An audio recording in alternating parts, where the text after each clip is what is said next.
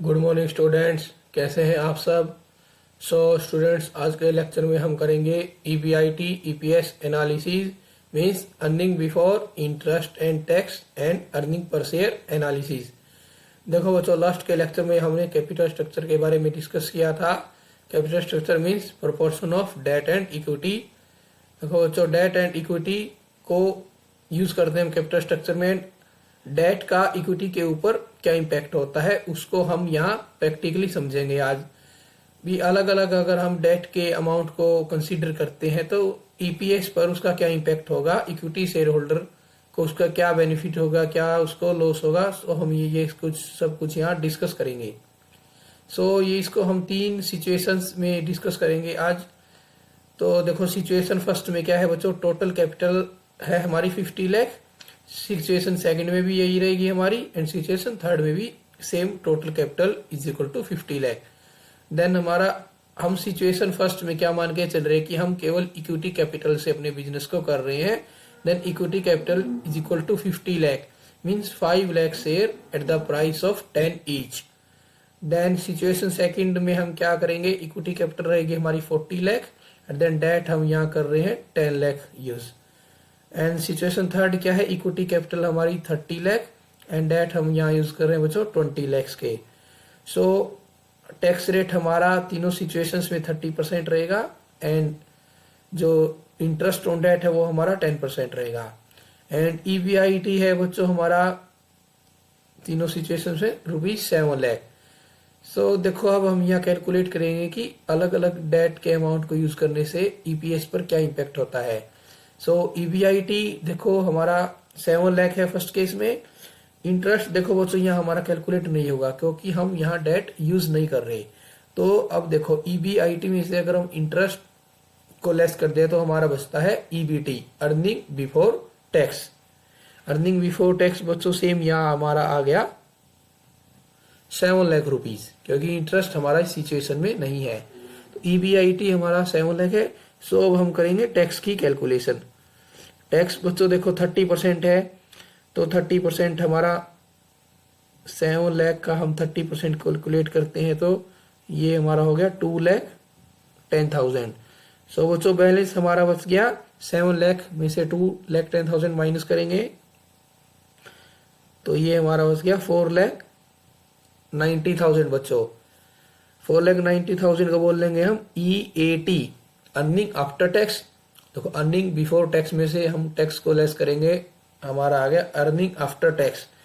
Earning after tax आने के बाद हम निकालते हैं बच्चों ईपीएस। ईपीएस होगा हमारा 4,90,000 upon number of equity shares. Number of equity shares हमारे देखो फर्स्ट कंडीशन में क्या है, 5 लाख। 5 लाख इक्विटी शेयर हम यहाँ यूज कर रहे हैं। बच्चों इसको कैलकुलेशन करने के बाद ये आ जाएगा हमारा 0.98 मीन्स इक्विटी शेयर होल्डर्स को अपने हर शेयर पे 0.98 रुपीज की अर्निंग हो रही है। ईपीएस बच्चों यही होता है कि एक शेयर होल्डर को एक शेयर के ऊपर कितनी अर्निंग हो रही है। तो इस केस में हमारा है 0.98 रुपीज। देन सेकंड कंडीशन को हम करेंगे, ईबीआईटी से हमारा 7 लाख रहेगा। इंटरेस्ट देखो बच्चों हमारा, हम डेट कितना यूज करेंगे, यहाँ डेट है हमारा 10 लाख रुपीज। तो जो 10 लाख पे हमारा 10% रेट ऑफ इंटरेस्ट है तो 1 लाख हो गया हमारा इंटरेस्ट। एंड देन ईबीटी हो गया हमारा 6 lakh. 7 lakh minus 1 lakh equal to 6 lakh. अब हम करेंगे टैक्स की कैलकुलेशन। 6 लाख इंटू 30% मीन्स 1,80,000 बच्चों। तो अब हमारा EAT आ गया 6 लाख माइनस 1,80,000, तो ये हमारा आ गया बच्चों 4,20,000। तो EPS हमारा क्या रहेगा इस केस में, 4,20,000 upon number of equity shares. Equity shares हमारे हैं देखो बच्चों 4 लाख इधर। तो इसको आप कैलकुलेशन करोगे तो ये आ जाएगा हमारा 1.05 बच्चों। मीन्स सेकंड केस में जो ईपीएस रहेगा वो होगा हमारा 1.05। सो इधर देखो बच्चों, हमने फर्स्ट कंडीशन को और सेकंड कंडीशन को कंपेयर करेंगे। देखो हमने अगर डेट को यूज किया तो हमारा ईपीएस इंक्रीज हो रहा है। सो अब हम थर्ड सिचुएशन को कैलकुलेट करेंगे। इंटरेस्ट देखो बच्चों, हमारा 20 लाख पे अगर हम 10% करते हैं तो ये हो गया हमारा 2 लाख रुपीज। तो ईबीटी हमारा आ गया बच्चों 5 लाख। अब हमने टैक्स कैलकुलेट कर दिया 30% इक्वल टू 1,50,000।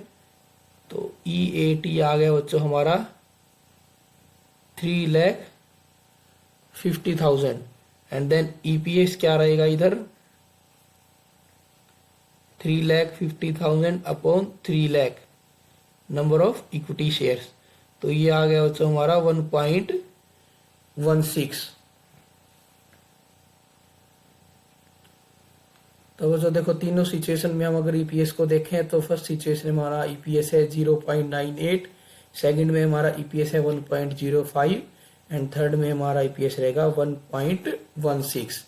तो देखो बच्चों ईपीएस जो है हमारा सिचुएशन को देखते हुए इंक्रीज हो रहा है। अगर हम सिचुएशंस के ऊपर वाले हिस्सों को देखो तो हमने इसमें क्या चेंज किया, हमने केवल इसमें डेट के अमाउंट को चेंज किया है। फर्स्ट सिचुएशन में हमने डेट को बच्चों यूज नहीं किया, देन सेकंड में हमने 10 लाख यूज किया है एंड थर्ड में हमने 20 लाख रुपीज के डेट यूज किए हैं। सो स्टूडेंट्स, हमने क्या देखा है कि डेट के जैसे अमाउंट को हम यूज करते रहेंगे तो वैसे वैसे हमारा ईपीएस बढ़ता रहेगा। लेकिन बच्चों इसके लिए कंडीशन होगी कि जो हमारा रिटर्न ऑन इन्वेस्टमेंट है वो हमारा ग्रेटर होना चाहिए rate of interest on debt से। Return on investment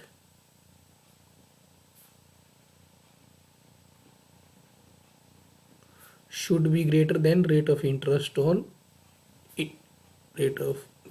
debt। Return investment निकालते हैं बच्चों ईबीआईटी अपॉन टोटल इन्वेस्टमेंट से।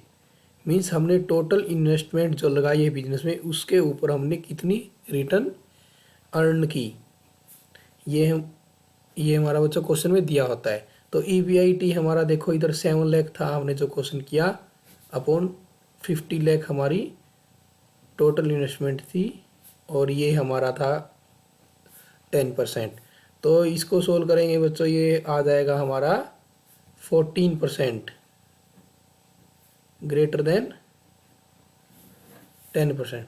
देखो बच्चों 14% ग्रेटर देन 10%, उसमें उस केस में क्या है कि जो हमारी इन्वेस्टमेंट पर रिटर्न मिल रही है वो ज़्यादा है जो हम डेट को रेट ऑफ इंटरेस्ट दे रहे हैं। सो अगर बच्चों ये केस अगर होता है तो उसमें क्या करेंगे हम, जैसे जैसे अमाउंट ऑफ डेट इंक्रीज करते रहेंगे वैसे वैसे हमारा ईपीएस का जो प्राइस है ईपीएस हमारा बढ़ता रहेगा। अगर बच्चों हमारा return on investment less than है रेट ऑफ इंटरेस्ट से, सपोज हमारी ईबीआईटी है 3 लाख रुपीज़ और हमने टोटल इन्वेस्टमेंट सेम हमारी 50 लाख रहेगी इंटू 100 और ये है हमारा 10%। तो इसको बच्चों सोल्व करने के बाद ये आता है हमारा 6%, ये लेस देन है हमारा 10% से। तो उस केस में क्या होगा कि हमारा इन्वेस्टमेंट पर रिटर्न कम है बजाय जो हम डिबेंचर होल्डर को इंटरेस्ट दे रहे हैं वो हमारा रेट ज़्यादा है। तो उस केस में हमारा हम जैसे जैसे डिबेंचर होल्डर के अमाउंट को, डिबेंचर्स के अमाउंट को अपने बिजनेस में बढ़ाते रहेंगे, उस केस में ईपीएस हमारा रिड्यूस होता रहेगा। लो हम इसको अब सिचुएशन के अकॉर्डिंग करेंगे बच्चों, जैसे हमने लास्ट एग्जांपल में किया है। सपोज यहाँ हमारा 3 लाख आ गया हमारा ईबीआईटी, सेकंड सिचुएशन में भी हमारा 3 लाख एंड थर्ड में भी हमारा इधर 3 लाख है। इधर हम इंटरेस्ट दे नहीं रहे बच्चों, तो हमारा अर्निंग बिफोर टैक्स कितना आ गया 3 लाख रुपीज़।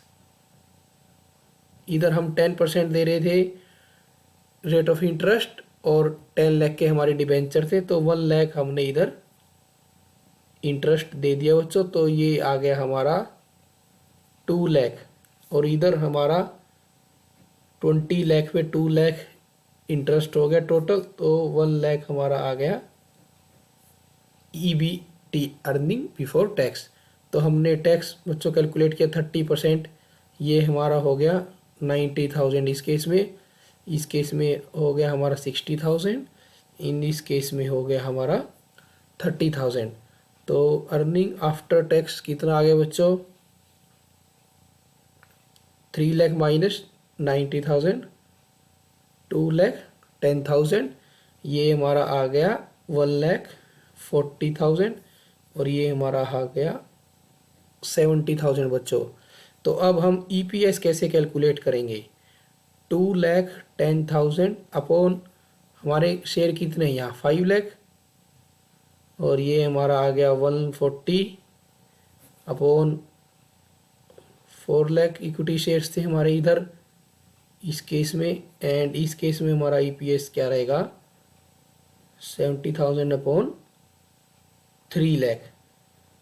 तो बच्चों इनको सोल्व करने के बाद ये आ जाएगा हमारा 0.42 और ये आ गया 0.35 एंड 0.23। तो वो जो देखो हमारा ईपीएस क्या है, इधर रिड्यूस हो रहा है हर केस में, इधर हमारा था 0.42, 0.35 एंड 0.23। तो ऐसा क्यों है बच्चों, हमने तो डेट के अमाउंट को इंक्रीज किया है, या हमने डेट को यूज़ नहीं किया, या हमने 10 लाख के डिबेंचर यूज़ किए हैं, या हमने 20 लाख के डिबेंचर यूज़ किए हैं। तो बच्चों ये इसलिए हुआ है ईपीएस रिड्यूस यहाँ, क्योंकि जो हमारा ईबीआईटी था वो इधर कम हो गया है। ईबीआईटी हमारा देखो इधर 3 लाख है, रिटर्न ऑन इन्वेस्टमेंट हमारी है 6%, लेकिन हम डिबेंचर को दे रहे हैं 10%, सो 6% लेस देन 10%। तो इसलिए हमारा क्या है ईपीएस भी हर केस में हमारा डाउन आ रहा है 0.42 से 0.35 एंड देन 0.23। तो इससे हम क्या कंक्लूजन निकाल सकते हैं बच्चों, अगर हमारा return on investment greater than है rate of interest on debt, तो उस केस में हम more and more amount of debt use करेंगे। अगर हमारा return on investment less than है rate of interest on debt, तो उस केस में हम डिबेंचर को यूज़ ना करके मोर एंड मोर इक्विटी को हम प्रेफर करेंगे बच्चों। तो यही है बच्चों ईबीआईटी एनालिसिस। तो आज हम नेक्स्ट टॉपिक है हमारा फैक्टर्स अफेक्टिंग कैपिटल स्ट्रक्चर।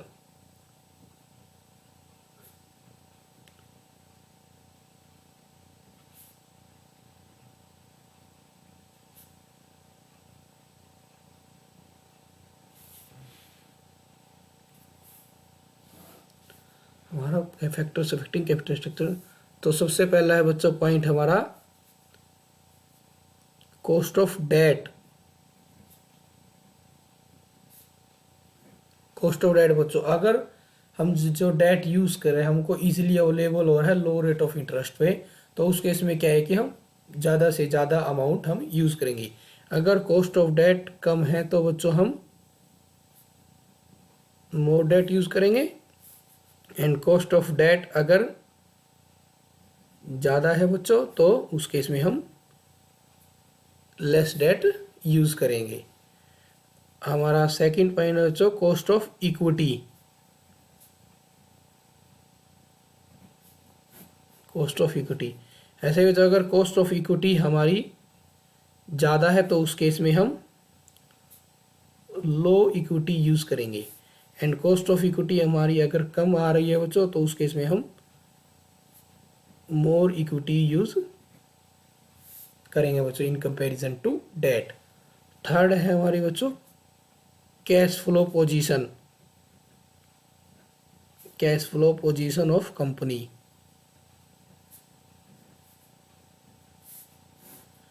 देखो बच्चों हमने लास्ट लेक्चर में डिस्कस किया था कि जो डिबेंचर होल्डर होते हैं उनके लिए कंपनी की उनके लिए एक फाइनेंशियल ओब्लिगेशंस होती है, लीगल ओब्लिगेशंस होती है कि डिबेंचर होल्डर को टाइम टू टाइम इंटरेस्ट की पेमेंट देना एंड लास्ट में उनके जो प्रिंसिपल अमाउंट है उसकी रीपेमेंट करना। तो उसके लिए क्या है कि बच्चों उनको इंटरेस्ट की पेमेंट देनी होती है, और ऐसी प्रेफरेंस शेयर होल्डर को भी कंपनी को डिविडेंड देना होता है। तो उसके लिए कि कंपनी की कैश फ्लो पोजीशन अच्छी होनी चाहिए, कंपनी के पास प्रॉपर लिक्विडिटी होनी चाहिए, लिक्विड फंड्स होने चाहिए प्रॉपर अमाउंट में, ताकि उसके बिजनेस ऑपरेशन स्टक ना हो। अगर कंपनी की कैश पोजीशन बच्चों अच्छी है तो उस केस में क्या है कंपनी ज़्यादा डेट यूज़ कर सकती है।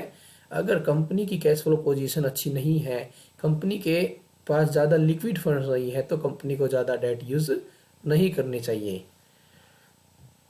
तो फोर्थ है बच्चों मार्केट कंडीशंस।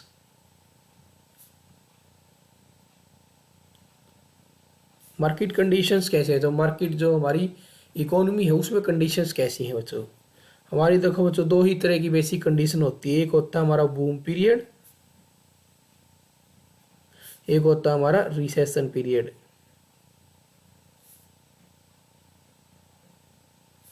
देखो बच्चों अगर हमारा बूम पीरियड है जिसको हम तेजी कहते हैं, अगर हमारा तेजी का दौर है मार्केट में, तो उस केस में हम ज़्यादा इक्विटी यूज़ करेंगे क्योंकि हमारी इन्वेस्टमेंट पर ज़्यादा रिटर्न होगी। बूम पीरियड होगा तो हम इक्विटी ज़्यादा यूज़ करेंगे बच्चों एंड डेट कम यूज़ करेंगे। लेकिन अगर मंदी का दौर है बच्चों, मार्केट डाउन है, तो उस केस में हम इक्विटी इशू ना करके डिबेंचर होल्डर की हेल्प लेंगे क्योंकि वो हमें वहाँ लो रेट ऑफ इंटरेस्ट पर अवेलेबल हो जाएंगे इजीली।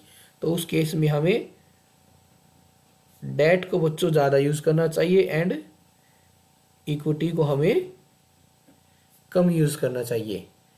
तो नेक्स्ट होगा बच्चों इसमें हमारा फ्लोटेशन कॉस्ट।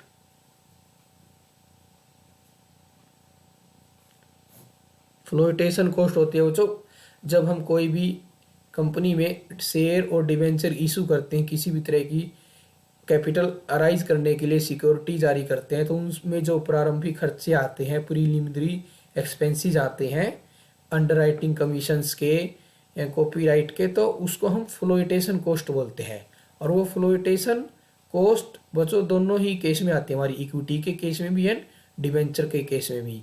अगर हमारी इक्विटी के केस में फ्लोटेशन कॉस्ट ज़्यादा आ रही है तो हमें डेट को प्रेफर करना चाहिए, एंड अगर डेट के केस में हमारी फ्लोटेशन कॉस्ट ज़्यादा आ रही है तो हमें इक्विटी को प्रेफर करना चाहिए। जो भी हमारे लिए सूटेबल हो बच्चों, हमारी कॉस्ट जिसमें कम से कम आए, हमारे जो प्रीलिमिनरी एक्सपेंसेस है, हमारे जो अंडरराइटिंग चार्जेस होंगे जिसमें कम से कम हो, हमें उसी सोर्स ऑफ फाइनेंस को प्रेफर करना चाहिए बच्चों। तो 6 है इसमें हमारा इंडस्ट्री ट्रेंड बच्चों। इंडस्ट्री ट्रेंड या आप इंडस्ट्री की कंडीशंस भी इधर बोल सकते हो। देखो जो कोई भी कंपनी होगी, कोई भी फर्म होगी, वो किसी ना किसी इंडस्ट्री में लाई करेगी। जैसे हमारी ऑटोमोबाइल इंडस्ट्री है, ऑटोमोबाइल इंडस्ट्री में आपकी बहुत सारी कंपनी होंगी जैसे Maruti, Honda, Hyundai, Toyota etcetera. ऐसे ही हर कंपनी फर्म एक इंडस्ट्री से रिलेटेड होती है।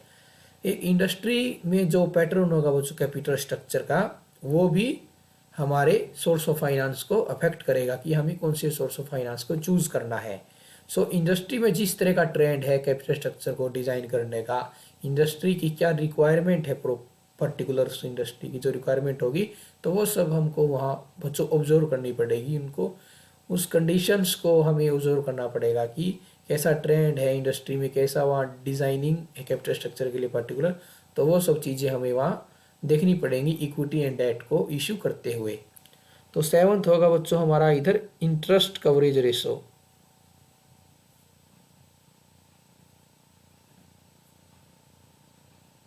इंटरेस्ट कवरेज रेशो, इसको बेसिकली हम बोलते हैं ICR।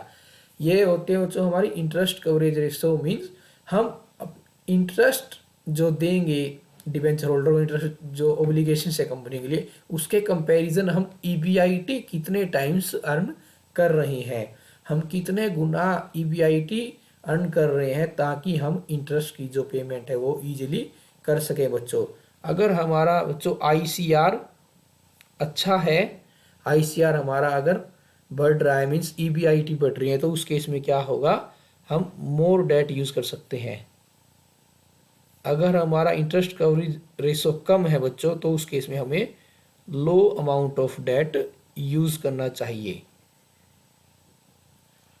ठीक है बच्चों, अगर हमारी अर्निंग ही नहीं होगी, कंपनी में अर्निंग अगर रिड्यूस हो रही है, तो उस केस में हमें डेट को कम यूज करना चाहिए। अगर हमारी अर्निंग अच्छी है, हम इंटरेस्ट की पेमेंट को इजीली दे सकते हैं, तो उसमें हमें ज़्यादा से ज़्यादा डेट यूज करना चाहिए। बच्चों हमारा नेक्स्ट फैक्टर है जो कैपिटल स्ट्रक्चर को अफेक्ट करता है बच्चों, रिस्क कंसीडरेशन। हमें रिस्क फैक्टर होगा उसको भी कंसीडर करना होगा बच्चों कैपिटल स्ट्रक्चर को डिजाइन करते हुए, like fixed financial costs. Debenture के केस में क्या होता है कि हमारे जो इंटरेस्ट की पेमेंट होती है वो हमारी एज एक फिक्स्ड फाइनेंशियल कॉस्ट है, हमें उसको पेमेंट देना ही है इंटरेस्ट का। अगर हमारी जो फिक्स फाइनेंशियल कॉस्ट है वो ज़्यादा है बच्चों किसी केस में, तो उस केस में क्या है कि हमारा रिस्क जो ज़्यादा बढ़ जाता है कंपनी का, तो उस केस में हमें इक्विटी को ज़्यादा प्रेफर करना चाहिए इन कंपैरिजन टू डेट। अगर फिक्स्ड फाइनेंशियल कॉस्ट हमारी बच्चों ज़्यादा है तो हमें मोर इक्विटी यूज़ करनी चाहिए, क्योंकि इक्विटी के केस में हमें कोई रिस्क नहीं है। लेकिन अगर फिक्स फाइनेंशियल कॉस्ट हमारी रिड्यूस हो रही है तो हम मोर डेट को प्रेफर करेंगे बच्चों। तो हमारा नेक्स्ट फैक्टर है इसमें return on investment. Return on investment कितना रिटर्न, अगर बच्चों रिटर्न ऑन इन्वेस्टमेंट हमारा ग्रेटर देन है रेट ऑफ इंटरेस्ट से, जैसे हमने पहले भी डिस्कस किया है rate of interest on debt, तो उस केस में क्या है कि हम more amount of debt use करेंगे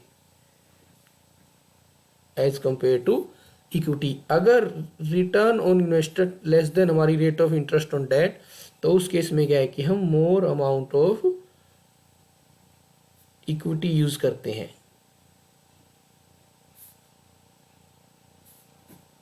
ठीक है, तो अगर हमारी रिटर्न इन्वेस्टमेंट ज़्यादा है इंटरेस्ट ऑन डेट से तो डेट को ज़्यादा यूज करेंगे, एंड रिटर्न ऑन इन्वेस्टमेंट कम है इंटरेस्ट ऑन डेट, सो उस केस में more amount of equity use करेंगे as compare to debenture holder. तो हमारा नेक्स्ट है बच्चों फैक्टर्स इसमें control of equity share holders. देखो मैंने पहले आपको कई बार बताया कि जो इक्विटी शेयर होल्डर्स होते हैं these are the real owners of the company and they control all the operations of the company. देखो कंपनी का पूरा कंट्रोल उन्हीं के हाथों में होता है। अगर इक्विटी शेयर होल्डर चाहते हैं कि जो कंपनी का कंट्रोल है वो कुछ एक हाथों में ही रहे, कुछ हमारे पास ही रहे, तो उस केस में क्या है वो डिबेंचर होल्डर को ज़्यादा प्रेफरेंस देंगे। अगर कंट्रोल लिमिटेड होगा बच्चों, लिमिटेड कंट्रोल, तो उस केस में क्या है कि डिबेंचर होल्डर को प्रेफर किया जाता है।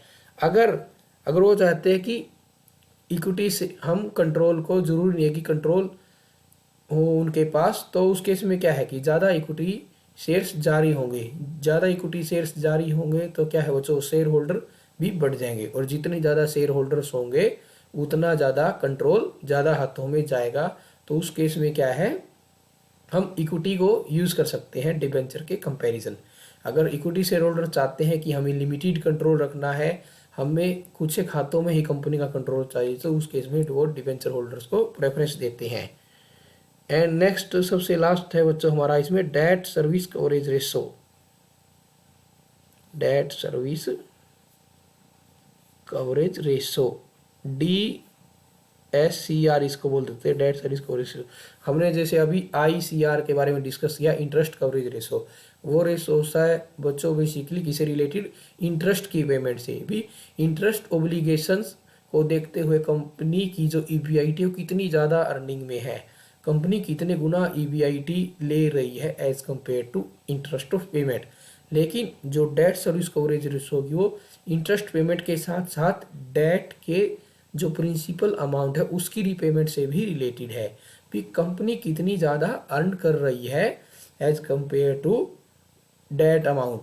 भी कंपनी को एक टाइम के बाद डेट का जो पेमेंट है उसका रीपेमेंट करना होता है, प्रिंसिपल अमाउंट का एंड देन इंटरेस्ट का। तो हम डेट सर्विस कवरेज रेशियो को यहाँ कंसीडर करते हैं कैपिटल स्ट्रक्चर डिजाइन करते हुए। अगर डेट सर्विस कवरेज रेशियो बच्चों ज़्यादा है, डेट सर्विस कवरेज रेशियो ज़्यादा है तो हम मोर डेट यूज़ कर सकते हैं। अगर कंपनी ईजिली रीपेमेंट कर रही है अपने डिवेंचर होल्डर की तो दोबारा से ज़्यादा डेट इशू कर सकती है। अगर DSCR अगर कम है तो उस केस में हमें low amount of debt use करने चाहिए बच्चों। तो हमें ये सब फैक्टर्स को ध्यान में रखना होता है बच्चों कैपिटल स्ट्रक्चर डिज़ाइन करते हुए। भी हम किस किस फैक्टर्स को कंसीडर करके अपने डेट एंड इक्विटी के एक प्रॉपर प्रोपोर्शन को मेंटेन कर सकते हैं, जिससे क्या है हमारे जो ईपीएस है उस पर बुरा असर ना पड़े। सो बच्चों ये कुछ एक फैक्टर्स थे जिसका आप सबको ध्यान रखना होगा कैपिटल स्ट्रक्चर को डिजाइन करते हुए। सो आज के लेक्चर में बच्चों हमने ईबीआईटी ईपीएस एनालिसिस के बारे में सीखा, कैसे रिटर्न ऑन इन्वेस्टमेंट और rate of interest on debt अलग अलग होने पर ईपीएस को इम्पैक्ट करेंगे, ये आज के लेक्चर में हमने देखा। एंड जो फैक्टर्स अफेक्टिंग कैपिटल स्ट्रक्चर है वो इसके बारे में हमने सीखा। सो बच्चों नेक्स्ट के लेक्चर में हम जो नेक्स्ट पार्ट है इस चैप्टर का वो करेंगे कंटिन्यू। सो आज के लेक्चर को हम यहीं ख़त्म करते हैं। अगर आपको वीडियो अच्छा लगे तो वीडियो को लाइक और शेयर ज़रूर करो बच्चों, एंड चैनल को सब्सक्राइब करें ताकि आपको आने वाली नोटिफिकेशन के बारे में पता चलता रहे बच्चों। So thank you students.